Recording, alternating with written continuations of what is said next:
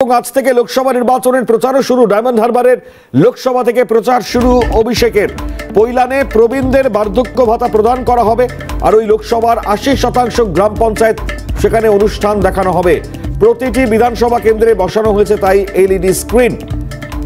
যেমনটা খবর আপনাদেরকে জানাচ্ছি, পৈলানে প্রবীণদের বার্ধক্য ভাতা প্রদান এবং একই সঙ্গে বিধানসভার কেন্দ্রে এই অনুষ্ঠানটি সম্প্রচার করে দেখাবার জন্য এলইডি স্ক্রিন বসানো হয়েছে এবং একই সঙ্গে লোকসভার ৮০% গ্রাম পঞ্চায়েতে এই অনুষ্ঠান দেখানো হবে এমনটাই জানা যাচ্ছে। এবং অভিষেক বন্দ্যোপাধ্যায় তার এই প্রচার ইতিমধ্যেই যে ছবি যেমনটা সামনে আসছে, একদিকেই হাই ভোল্টেজ রবিবার এবং প্রত্যেকের ময়দানে নেমে গিয়েছেন। আজ থেকে লোকসভা নির্বাচনের প্রচার শুরু করছেন অভিষেক বন্দ্যোপাধ্যায়।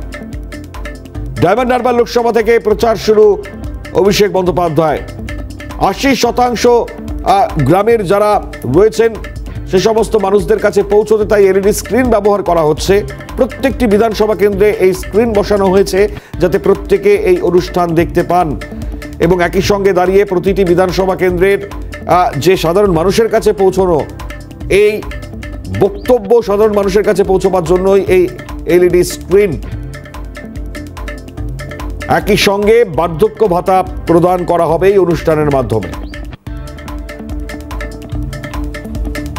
পৈলানে প্রবীণদের বার্ধক্য ভাতা প্রদান করা হবে।